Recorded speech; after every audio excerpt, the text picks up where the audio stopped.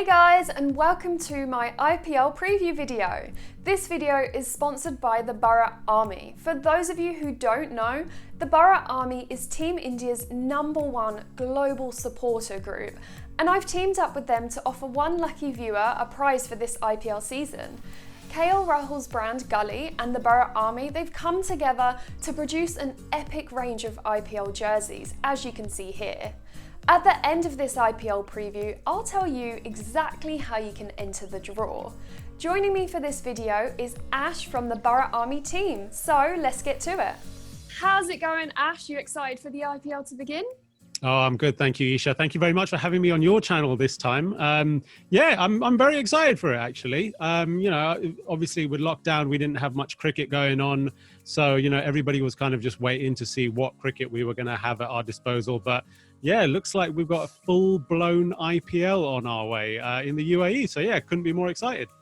Same here. So let's jump straight into it because we have so much to get through. So for this preview, we're going to start with the defending champions, Mumbai Indians. So they have made some exciting additions in the IPL auction. They took on Trent Boult, Shafane Rutherford from Delhi, and they also acquired Chris Lynn and Nathan Coulter-Nile. So Lasith Malinga, he obviously pulled out at the last minute, and he was more or less the pillar of strength at the Mumbai Indians. So he'll be missed for sure, but they did announce James Pattinson as his replacement, obviously Australian speedster. So, before the additions, they already had a really strong squad, depth in all departments. What are your thoughts on the squad going into this season? Well, look, when we do comparisons between teams in the IPL and teams in other sports, Mumbai Indians, they are essentially the Real Madrid of the IPL. They are the team with they're the dynasty. They're like the Galacticos. They're the glamour team with the Ambani owners, the Netflix show, Rohit Sharma as the captain. They are literally the glamour team, and 4 titles as well. But one thing I think that other teams should be scared of this year is, as you mentioned, those players that they've got into that squad this year. Chris Lynn and Nathan Coulter-Nile, 2 IPL veterans that they're getting in there, plus their core players that they've kept for all of these years previously. So they're actually going for strength in depth and some real tough squad players in there. So I think they're going to be a really hard team to beat, Okay, now let's move on to the second most successful franchise in the IPL. So they've got 3 titles. Of course, I'm talking about Chennai Super Kings. Now, the experience of the CSK squad, it's absolutely unmatched. I remember the general narrative going into the 2018 season was that they're really an aging squad, but they came away with the title. And then last season, they had another impressive one, finishing runners-up. Harbhajan Singh, he played a really instrumental role in that journey leading up to being runners-up. They are without him, and they're also without Suresh Raina. Do you think they can go on to get their 4th IPL title this season? Well, look, everybody's calling them Dad's Army at the moment because obviously the age factor in there. But honestly, has this team taught nobody anything? You cannot write off the Chennai Super Kings. The Chennai Super Kings are a team who literally will be able to just pull out some incredible performances every now and again.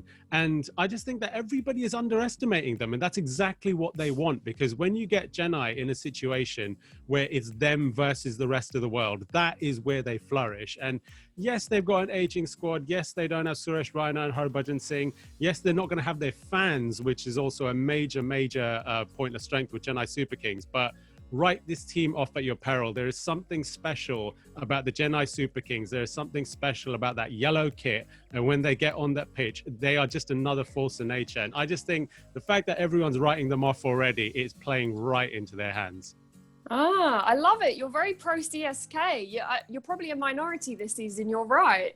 So we'll have to look out for them. But what about RCB? So Royal Challengers Bangalore, last season they finished 8th, In terms of batting, they've been heavily reliant, obviously, on Kohli and AB de Villiers, and especially since Chris Gayle left in 2017. But this season, they've signed Aaron Finch, okay? He could free up Kohli to bat at number 3, and that is a really exciting prospect. How much of an impact do you think Aaron Finch is going to have joining Kohli and ABD? Well, they're going to have to hope that he has a massive, massive impact in the team. Obviously, you know, in years gone by, they had Gully, de Villiers and Chris Gayle in the team as well. So that was kind of their main core with the batting. And they've got to hope that Aaron Finch kind of steps into that position with them. But to be honest, I think something spooky is going on in Bangalore. Right. Are they cursed? They're cursed. 100%. They are cursed. I was talking about Mumbai Indians early on being the Real Madrid.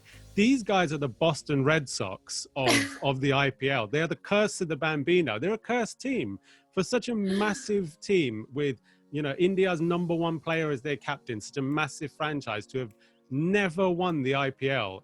They need to get that monkey off their back at some point. And I'm just not sure that this is going to be the year that it's going to happen. And once it's over, I think Gautam Gambhir might also have a few things to say about Mr. Kohli afterwards and his record as an IPL captain.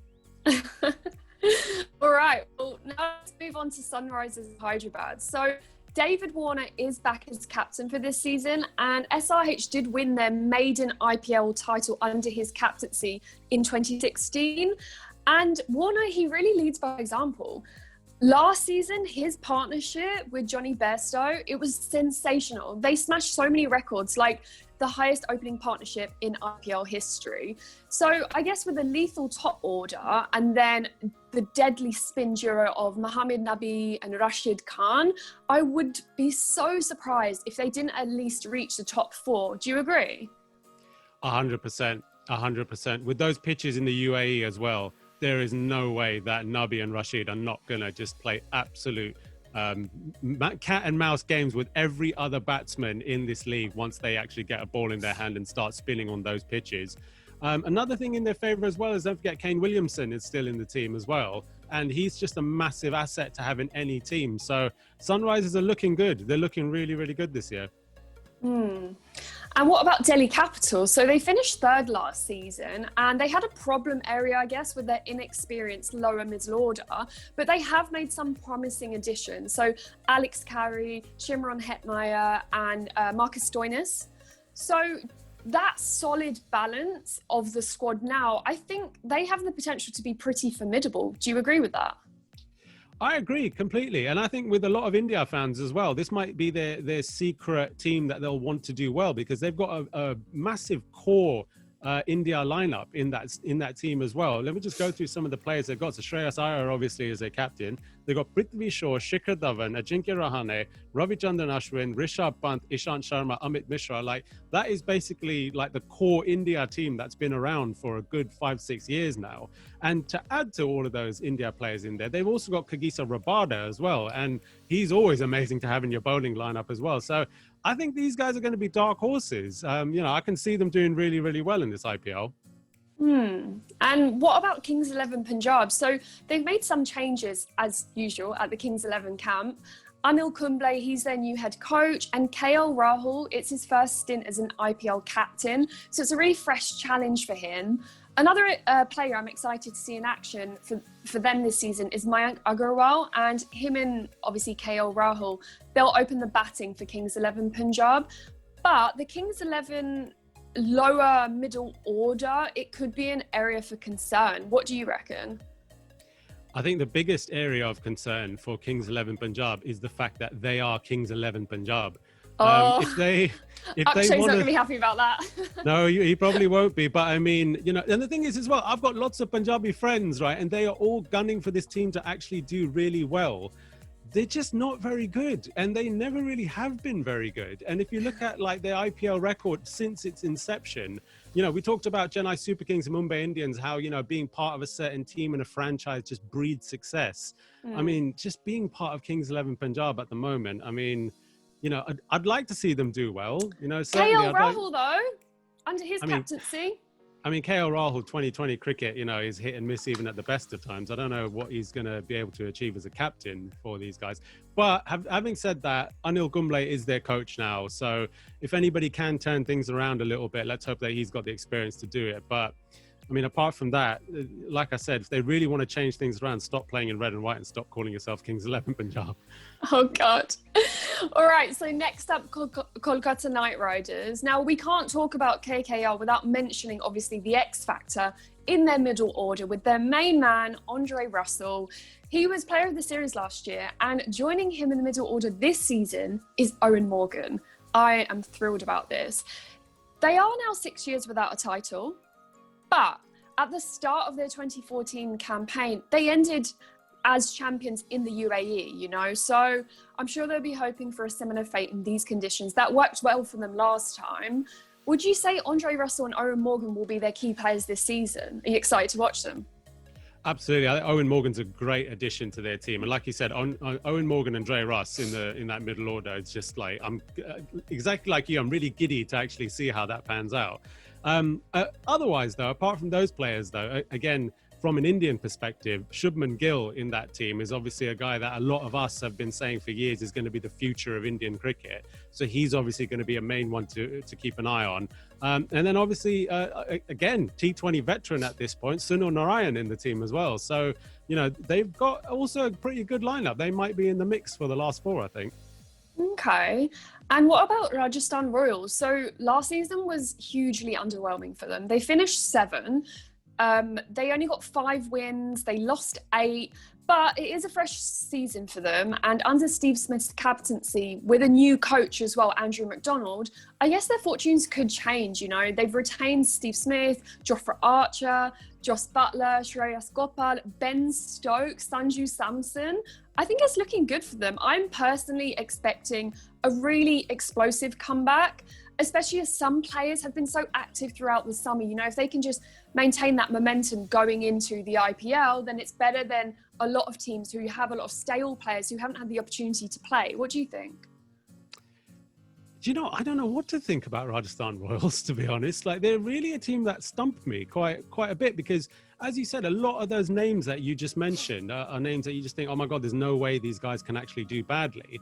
But then again, I mean, a little bit like Kings 11 Punjab, they really struggle to get out of the gate in IPLs. And so, I mean, I'm just going to sit on the fence with these guys because, you know, if those players that you've mentioned, incredible names in there. I mean, Ben Stokes, obviously, like one of the best, you know, who's ever done it at the moment.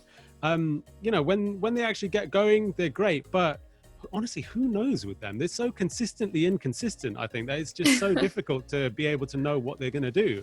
A core English group in there as well. But, I mean, it's the UAE and English players, you know, haven't traditionally done well in the UAE. So, yeah, I'm completely sitting on the fence of this one. Sorry. I'm just going to have to wait until their first game to actually see which Rajasthan Royals turn up. Ah, okay. So now's the fun part. I want to hear your overall prediction. So let's start from 8th. Who do you think is having a really disappointing season? I mean, after my tirade against Kings 11 Punjab, wouldn't be surprised. You know, I'm sorry. It's going to have to be the Kings 11 right at the very bottom in my prediction, I think. All right, and just above them in 7th place? So I think in 7th place, like I said, I think it's going to be Rajasthan Royals just because, you know, as a franchise, they haven't done particularly well in recent times. However, you know, I'm putting them in 7th with a big question mark next to their name because, I mean, they could finish 7th, they could finish last, they could win it. I mean, it's so unpredictable with those guys. So yeah, they're 7th in my table, but I'm going to wait and see, I think. All right, and what about 6th place? 6th place, this is not the year that the curse is going to get reversed. It's RCB in 6th, yeah. Gully will finish top scorer and they'll finish 6th. That's what I think is going to happen. Okay. And 5th place? 5th place, I think, you know, when I looked at the top 4 and the teams that might be able to make it, I think KKR might just miss out on that top 4 position. So they're 5th for me, yeah.